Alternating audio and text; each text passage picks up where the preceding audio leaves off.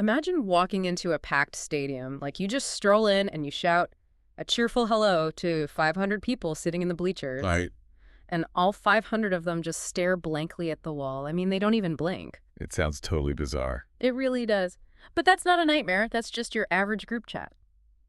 Welcome to today's custom-tailored deep dive, where we are going straight into the heart of digital burnout, information overload, and the hidden psychological toll of our constant connectivity. Yeah, and to really understand how a tool that was built for connection can actually turn its users into, well, lonely, depressed walking corpses. Yeah.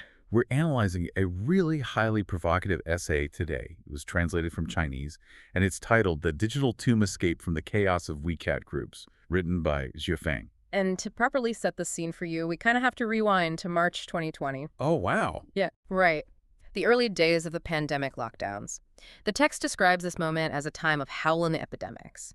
People were stuck at home, frantic, dealing with just dreadful memories of what was happening outside, and essentially drifting idly on their phones all day because, physical reality had completely shut down. Yeah, the whole world basically turned to group chats en masse as a lifeline.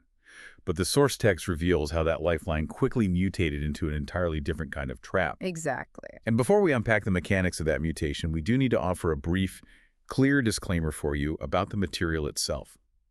Because the language used in this text is intense.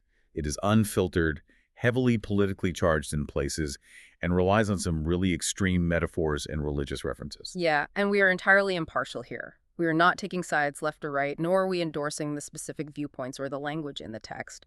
Our goal is strictly to unpack this raw source material to understand a very specific, visceral perspective on digital alienation. Right, because the value of this text isn't necessarily in agreeing with it. It's in dissecting the psychological mechanisms it exposes about these digital habitats that we all spend so much of our time in. Okay, let's unpack this. To really understand this isolation, we have to look at the sheer scale of these digital rooms. So the writer joins a massive WeChat group. We're talking nearly 500 people. That's huge. Yeah. So he walks in, metaphorically speaking, and posts a very polite, warm message. He says, "Greetings and blessings to all friends here." And the response to this polite greeting is absolute deafening silence. Yeah, he anticipates a community but crashes headfirst into a void. And the text uses two very specific phrases to capture this spatial dynamic. First, it is described as an empty valley with no echo. Oh, that's a great image. Yeah, of course, the title itself, The Digital Tomb, because what we're actually seeing here is a complete collapse of basic social expectation. Because in physical space, a greeting demands a response. It's a fundamental social contract. I mean, if I walk into a physical room and say hello to you, you acknowledge me. I'd hope so. Right. But in this digital architecture, that contract just vanishes. So how does a space holding 500 human beings feel so incredibly dead? Well, it really comes down to how digital spaces amplify the bystander effect, combined with the total lack of physical stakes. Like, when 500 people are in a physical room, eye contact forces interaction. Right, you can't just ignore someone looking right at you. Exactly. But in a chat interface, there is no spatial awareness. Everyone assumes someone else will respond.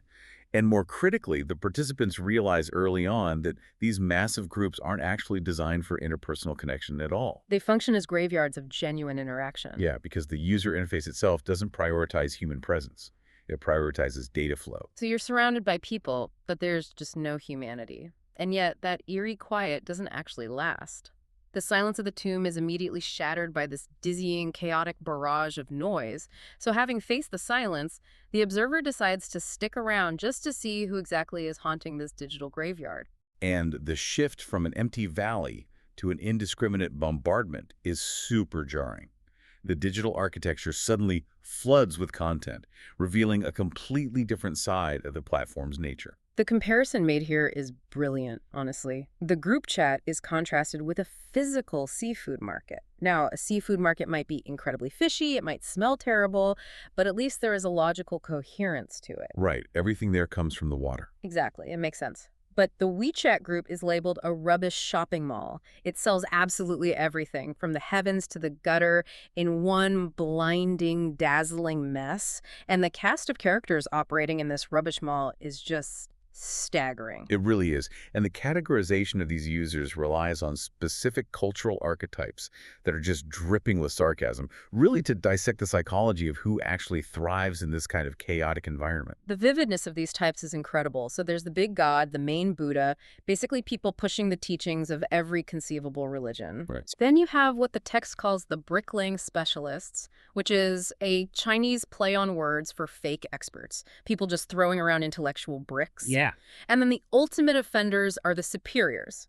So these are people who think they're cleverer than Mr. Clever. They play at being master-level figures, but the text uses a sharp pun to mockingly call them big shits, noting they are the kind of people you simply do not dare provoke. What's fascinating here is the underlying psychology driving these specific users. Mm. When you break down the motivation, these aren't individuals seeking to build a community. The text describes them as deeply idle people whose entire participation is purely to show their existence. Wow. Yeah, it is an aggressive assertion of the ego. So they're essentially brushing their own existence against the digital wall just to prove they are alive. Pretty much. They are described as arrogant individuals who only talk to themselves. And there's a sharp observation about their actual capability here.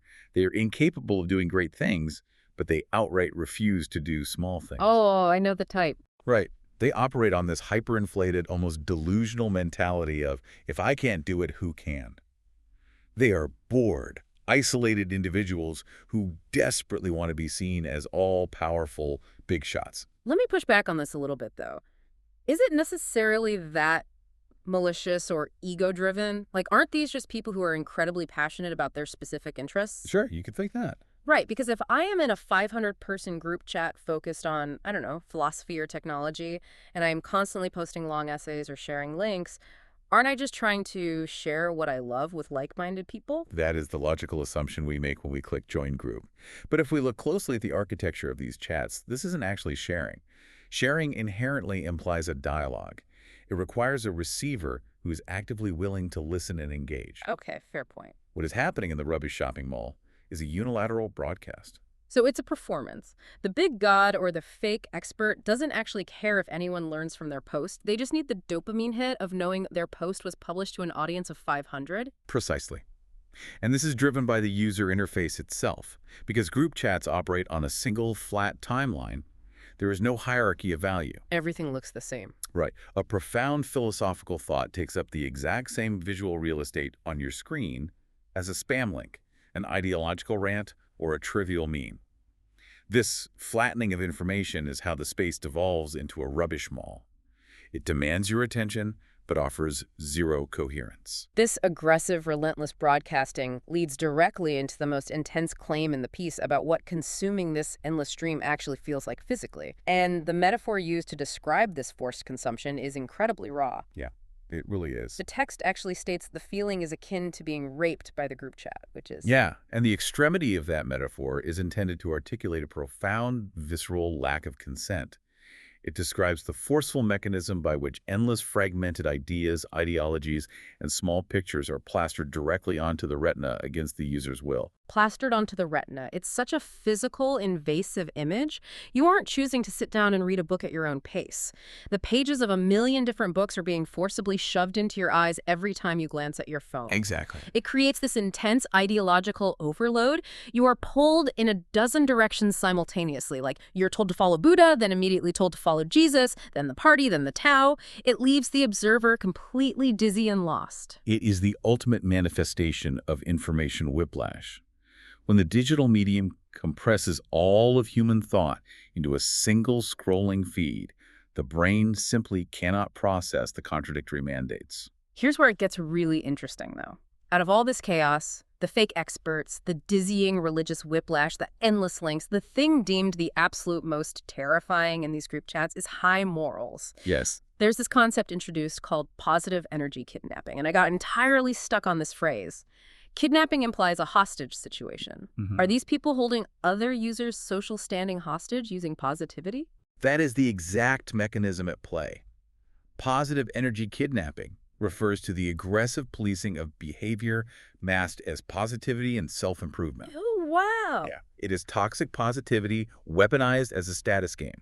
People in the group use beautifully crafted, high-minded words to essentially dictate how everyone else should live. So they act as micromangers of the soul, telling people how to improve their spirituality, how to become a Buddha, how to live forever. I mean, they even try to dictate the mechanics of walking, Right. like whether you should put your left foot or right foot first. It's an overwhelming, suffocating form of moral superiority disguised as helpful advice. And by telling you how to live better, they are elevating their own status above yours. They kidnap your peace of mind, and the ransom is your compliance with their specific brand of positive energy. But, this hypermoralizing inevitably exposes the ultimate hypocrisy underneath. The judgment leveled against these moralizers is absolutely piercing. The text addresses them by saying, "You have said all good things. I guess you have also done all bad things." Such a heavy line. It really is. It's the profound realization that the louder someone broadcasts their virtue in a digital group chat, the more likely they are hiding significant vices in physical reality. Because the digital space allows for the frictionless construction of a flawless persona. But the sheer volume of that performance eventually causes the mask to slip. And what makes this observation so compelling is that this cynical judgment isn't just directed outward. The writer doesn't just sit on a high horse condemning the other 500 people in the room. The lens turns inward. The observer looks in the mirror and bluntly admits, "I'm not a good person myself." And this self-awareness fundamentally shifts the nature of the essay. The writer confesses to past behaviors that perfectly mirror the toxic elements of the group chat. Yeah, there is a direct confession of being an online hype man for a controversial, cult-like community called Lifechanyuan. The text notes being called a preach or a shrew by others online, and even facing accusations that all this internet hype was just a scheme to cheat people out of money and sex. So looking at the current group chat, seeing everyone else doing the exact same kind of aggressive broadcasting, the realization hits. None of them are good birds. If we connect this to the bigger picture, the text introduces the concept of the monster-revealing mirror. Drawn from mythology, this is a magical mirror that strips away all outward illusions to show the true, often monstrous form of whatever entity looks into it. So the technology of the group chat isn't creating the monsters from scratch. It's simply a reflective surface, stripping away our societal inhibitions. Exactly. The digital architecture accelerates the breakdown of performance. Gods, angels, demons, and ghosts might all be performing their roles in the chat, but because the medium requires constant, instant reaction, the performative facade cannot be maintained. The true forms are inevitably revealed. And this reveal happens at lightning speed because of the one truly powerful function these platforms possess, the instantaneous dissemination of information, specifically scandals. Yes. One careless misstep, one dropped mask, and a user is immediately drowned by the spit of the group chat. Drowned by the spit perfectly captures the visceral, overwhelming speed of online mob justice. Without the physical cues that trigger empathy, tone of voice, facial expressions, the digital environment defaults to hostility. It's just ruthless. It is. The monster-revealing mirror reflects this primal reality, noting that eventually all users return to their true base nature. The imagery shifts to livestock. Cattle returning to the bullpen, pigs to the pig pen, mice digging holes. It's a devastating moment of clarity. To sit in a toxic environment, look into the digital mirror, and realize your own deep complicity in that exact toxicity. But having stripped away the illusions of the chat and of the self, the focus finally shifts to the tangible, physical cost this digital chaos is extracting from real life. Yeah, and there is a concession that the platform isn't entirely devoid of value. Good information does exist within WeChat, but the analogy used is that finding it is rarer than finding diamonds in a forest. So the effort required to sift through the rubbish mall simply isn't worth the ultimate price. And that price is time. The app is actively stealing the time needed to be filial to the elderly, the time required to care for children, and the time necessary to sit down in quiet focus and delve into real learning. This articulates the ultimate opportunity cost of the attention economy.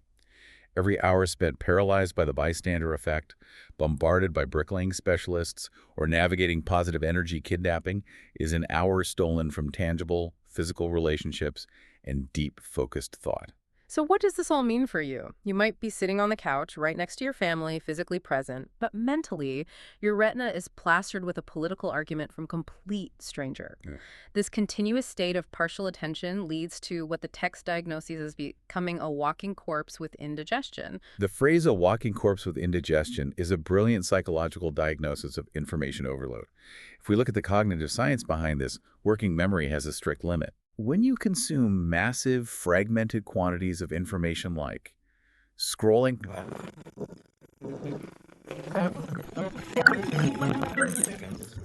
your brain never gets the requisite downtime to process, categorize, or digest any of it. You're just swallowing fragmented ideas whole. Because the group chat timeline never stops, your brain never gets to chew on the information. Exactly.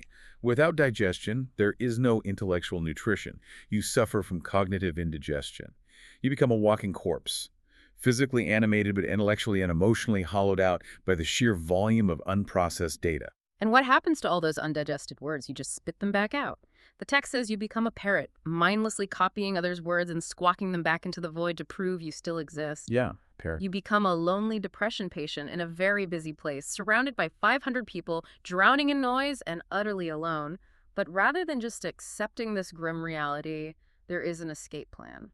Yes. The realization of this physical and cognitive cost forces a definitive choice. The response to the digital tomb is a triumphant rejection of its architecture. The decision is made to run away, to literally hide in the physical building, declaring, "Who cares what season it is? I am going to have fun."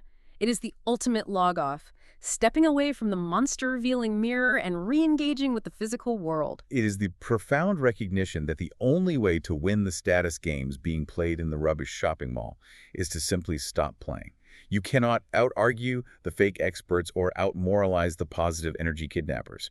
You can only remove your attention. We've traced such a massive arc today. I mean, we started by stepping into the eerie 500-person silence of the digital tomb. Right. We watched that silence explode into the chaotic rubbish mall of fake experts and aggressive broadcasting. We uncovered the insidious nature of positive energy kidnapping and the monster-revealing mirror that forces us to confront our own toxic behaviors. Yeah. And finally, we arrived at the realization that preserving our sanity, our ability to learn, and our real-world relationships requires closing the app and reclaiming our physical joy. Which raises an important question for you to consider as we conclude our deep dive. If these digital spaces inevitably devolve into monster-revealing mirrors that only reflect our primal hostilities and desperate need for attention, what happens when humans finally realize the game is rigged and log off? Oh, that's a great question. Which leaves us with one final thought. If human beings abandon these digital graveyards to reclaim their physical lives, who will be left? Will future digital tombs just be populated entirely by AI bots, endlessly performing positive energy kidnapping on each other in an empty, echoing valley? Wow. It is a wild, slightly terrifying image to leave you with. Just a ghost town of algorithms arguing over who has the highest morals. It's definitely something to chew on the next time your phone buzzes with a notification from that massive group chat you've been meaning to mute. Thank you so much for joining us on this deep dive. Keep your focus and protect your peace.